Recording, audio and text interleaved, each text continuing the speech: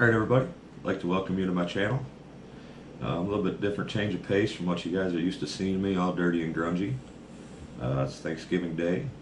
Got some eggs boiling over there for my part of the potluck on Thanksgiving dinner. I picked the deviled eggs. I know how to pick the easy ones.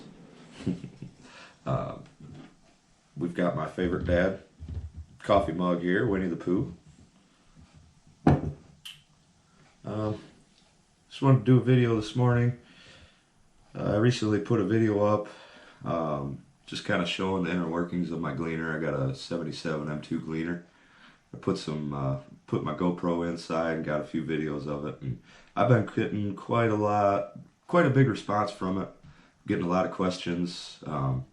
When I showed the inside of the shoe, everybody commented on, you know, how did you get the cobs to come off of the back of it like that? Full cobs, being shelled. In the video, honestly, there was some that I wasn't even happy with. You could see some coming off of the back, and that's, for me, it's unacceptable. So yeah, I wanted to do a little video touching base on it, why I can get it to shell so good, what I've done to it to modify it to get it to shell so good.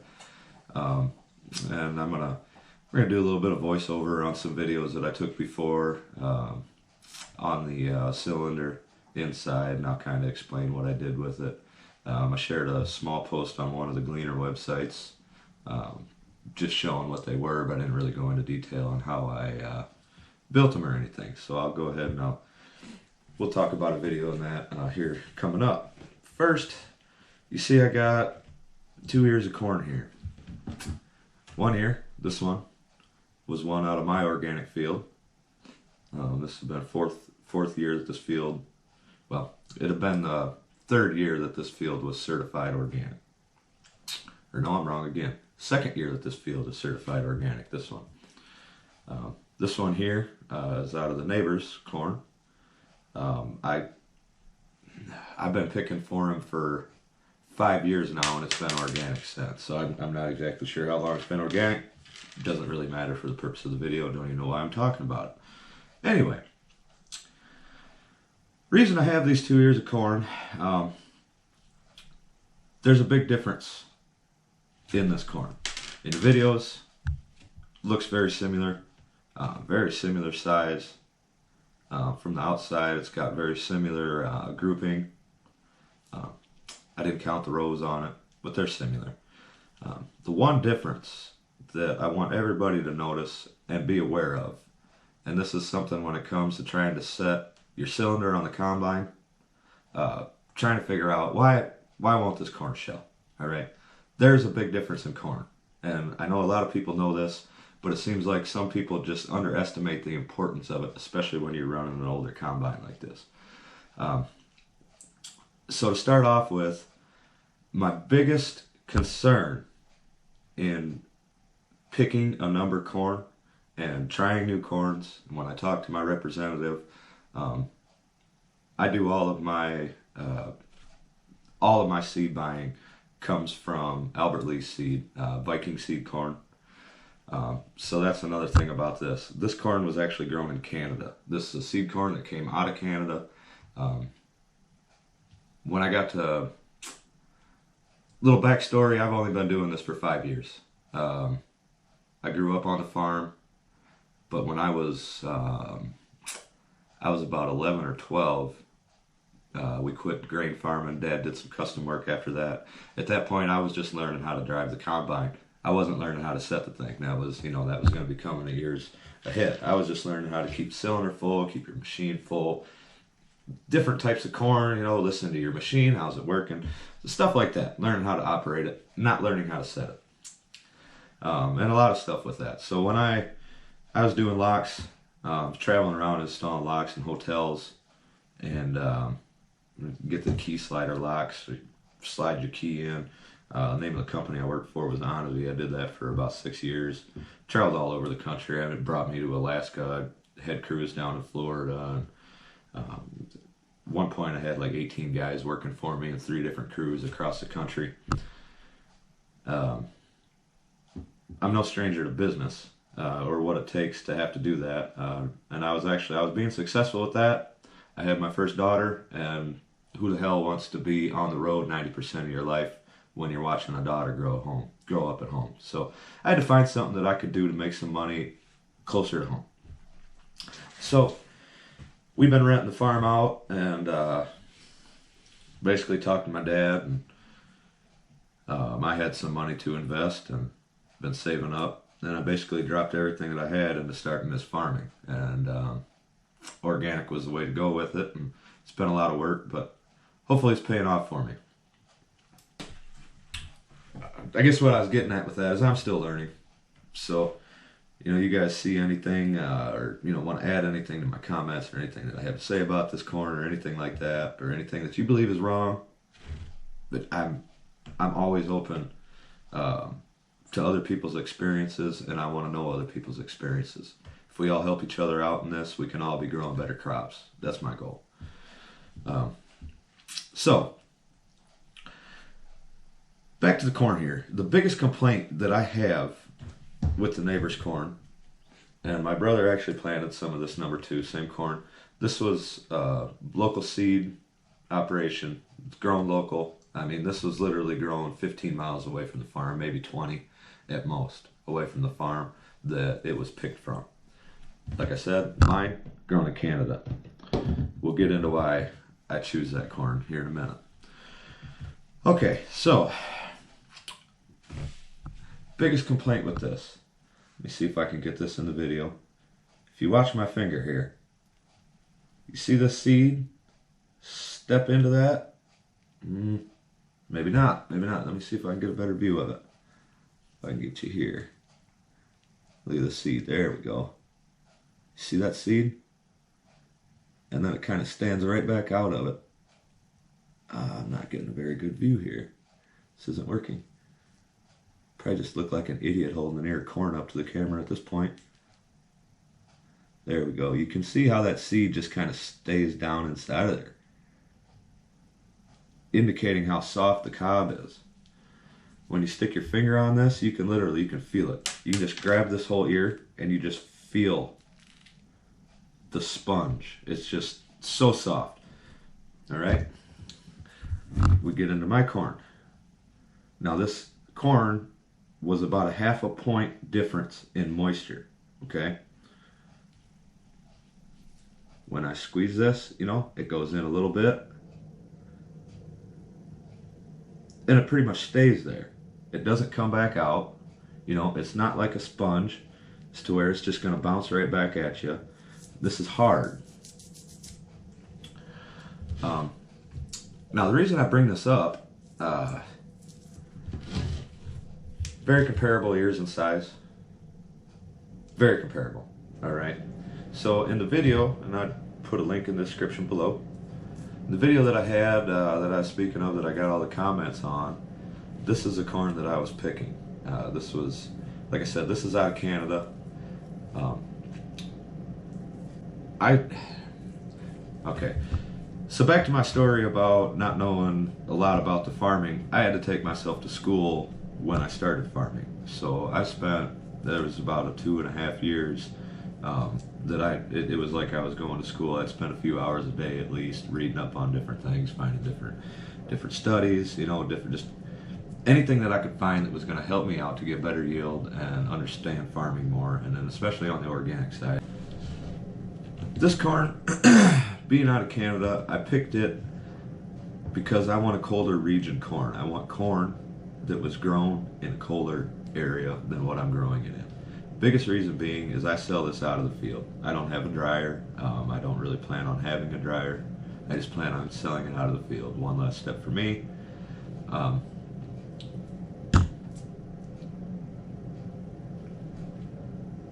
So this is both 110-day corn. This corn was planted about, I want to say it was right at 2 weeks later than my neighbor's corn. I picked my corn first. It was picked before his. Okay. About a week. So this had about 3 more weeks in the field, and we had a a pretty good October for drying weather, and the beginning of November was pretty darn good too. So when I first started picking this, we were at 24%, and I picked a load and stopped. Yeah, we had some good weather coming in October. I could stand to wait a little bit, so I stopped. And at 24%, I was still shelling this. I mean, I was sending full cobs out of the back. I was shelling it off. I wasn't leaving it in the field. I had a couple of little problems with my combine at that point that I got taken care of, mainly with air and stuff. So my grain samples weren't the cleanest, but that was other issues that I had with my combine, not the corn's fault. But I was able to thresh that all off of there. I was able to get pretty much full cobs coming off, just like you guys seen in the video. And that was at 24%. So I come into my neighbor's corn after I get done with mine, which I got her down to about 18% by the time I got done picking. I'm happy with that.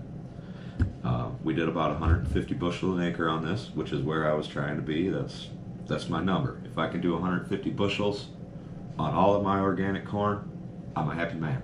That's for sure.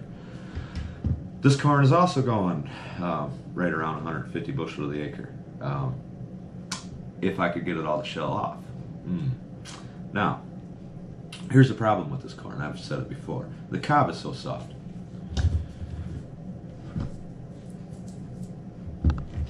Take this here. We're just going to break this right now. Okay. That's what that looks like. I'm going to break one of mine in half here. I mean, if that doesn't tell you anything, you can tell the difference in how easy the kernels fall off of this. All right? I don't know if you can see the difference in the cobs here. My corn, neighbor's corn. All right? Very similar. Very similar. But do you see, you see how big the cob is on this? Might not be showing very good justice in the video. As you can see it.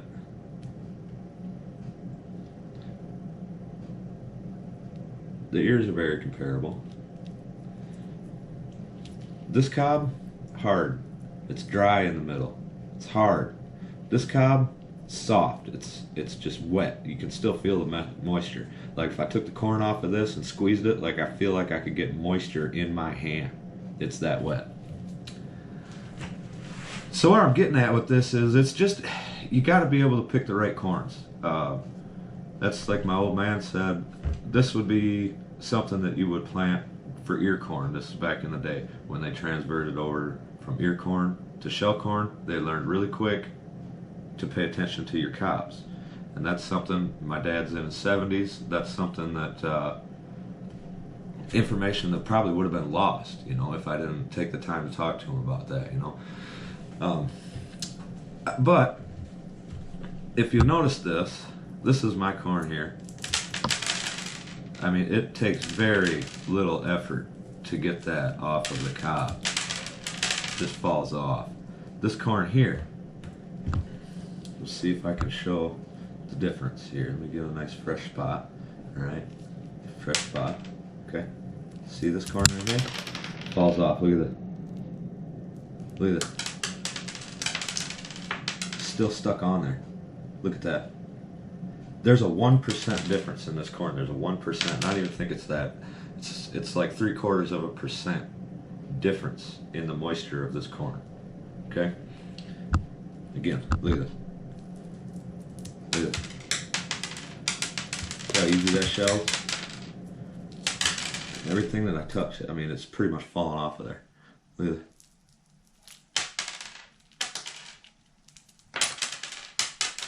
Look at that, still stuck. Look at this. See the difference? So, if you're fighting with your combine and you're, why won't this corn shell? Take a look at your corn. It might not be your combine's fault. Now I learned this I've been doing custom work. I actually did the first corn that I picked with my M2 was actually custom. The year that I got my combine, I had soybeans, so I had figured out pretty good in the soybeans. I was happy with it. But the first year that I did the corn was that year, and it was a neighbor, and we actually know him because he's seen. I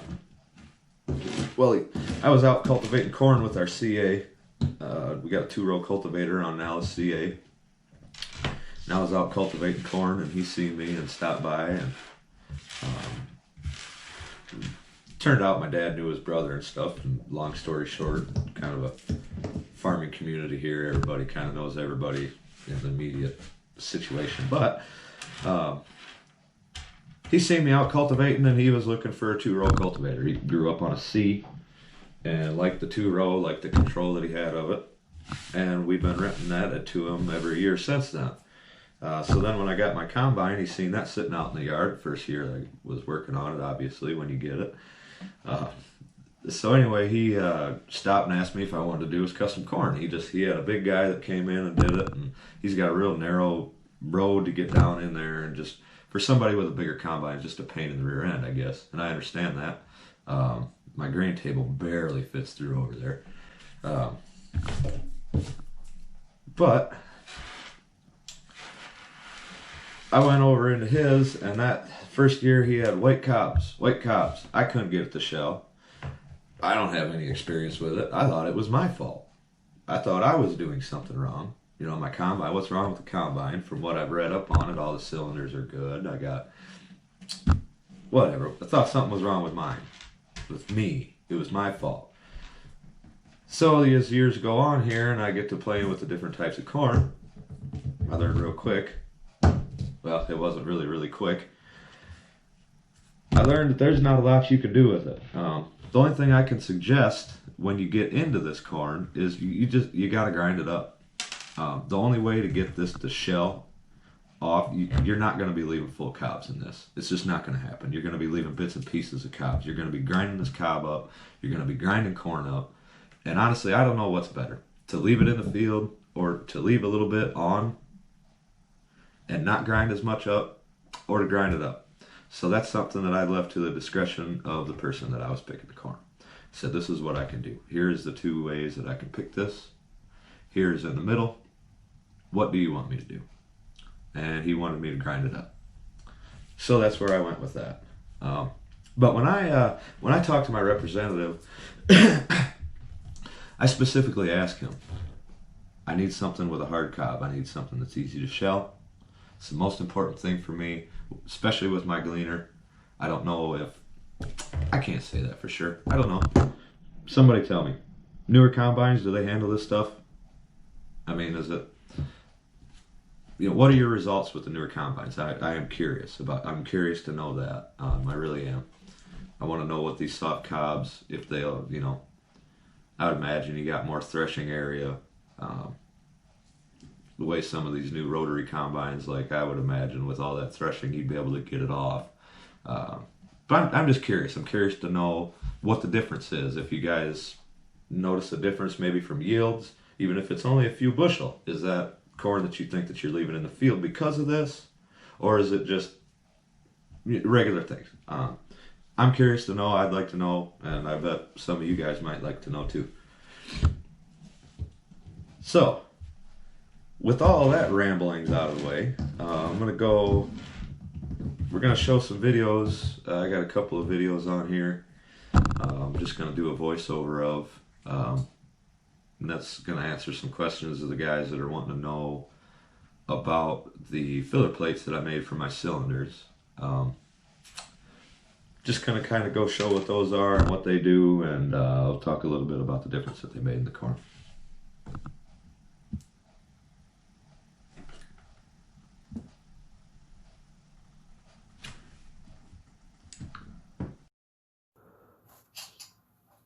So, as you can see here, they're pretty easy construction.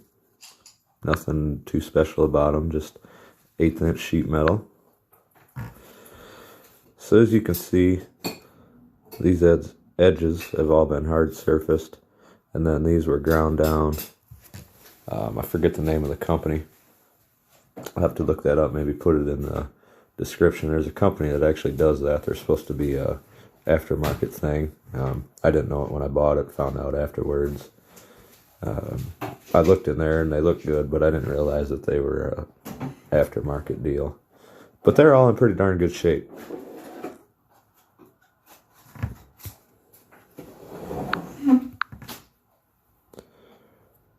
Go forward. See, very simple.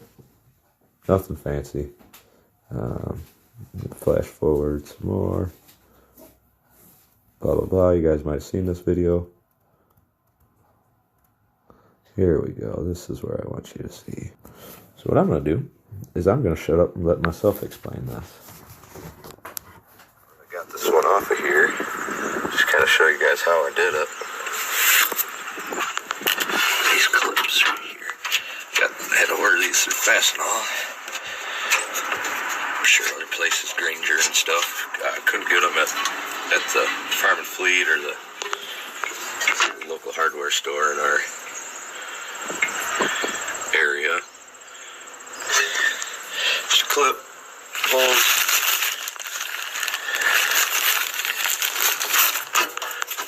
Drilled the same holes in every one so that it'd stay balanced. I was a little nervous about it, but it worked out pretty good.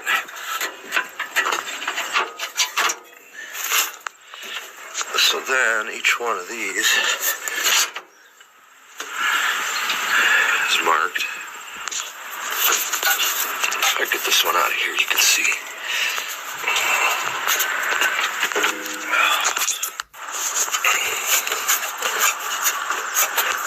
Marked there. And that's just my little thing. That way I know that the Roman numeral goes down on this side, matching up. Okay. So, the problem that I was having, well, that I think I was having, was instead of the ears going down here, for the guys that know, they know. For the guys that don't, what's supposed to happen is once the ears get fed in through the feeder beater, it gets fed into the cylinder, and the cylinder runs it down. It goes down. This is spinning. The way we're looking at it, it would be spinning down. And there's two cylinder bars underneath that basically that corn rubs up against them cylinder bars and is threshed off of the cob.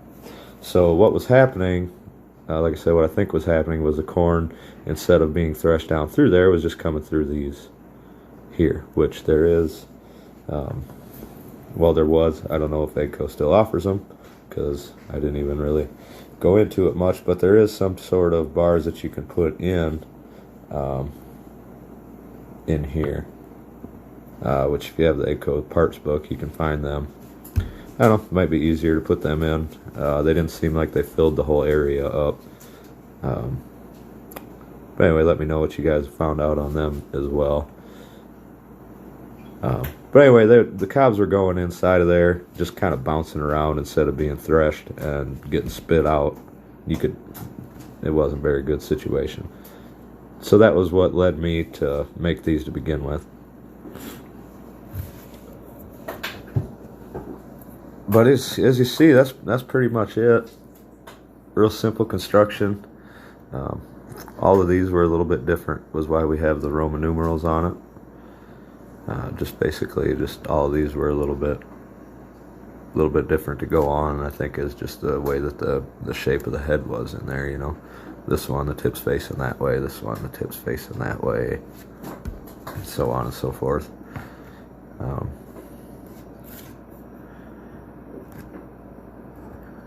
But yeah, that's about it.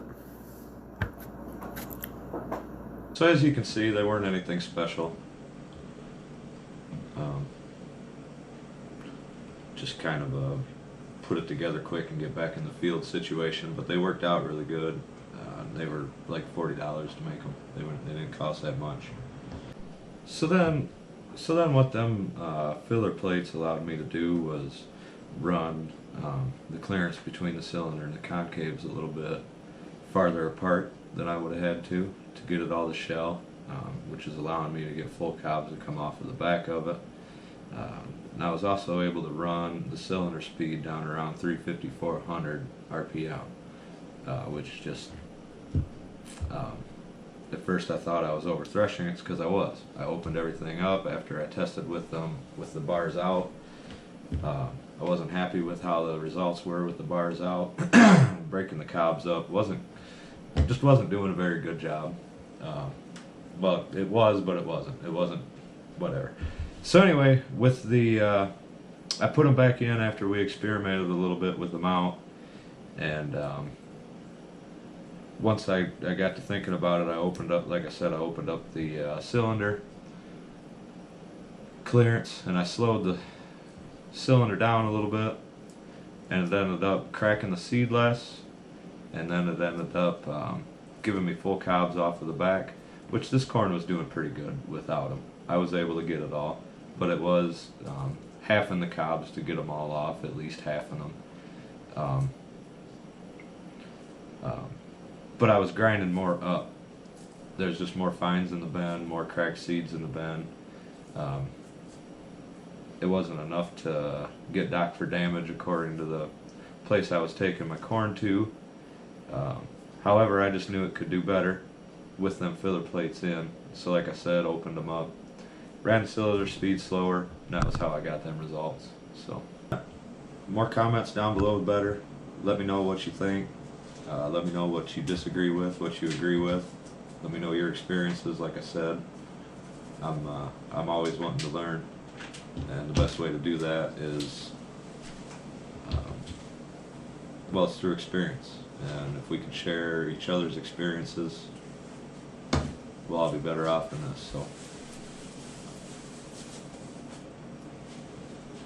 hope you found the video helpful. Might have just been rambling on about some stuff that you guys already knew, but hopefully a couple of you found it helpful. If I would have found something like this when I started farming, I know that it definitely would have helped me out. So, here we go. Thanks for watching, guys. Like and subscribe.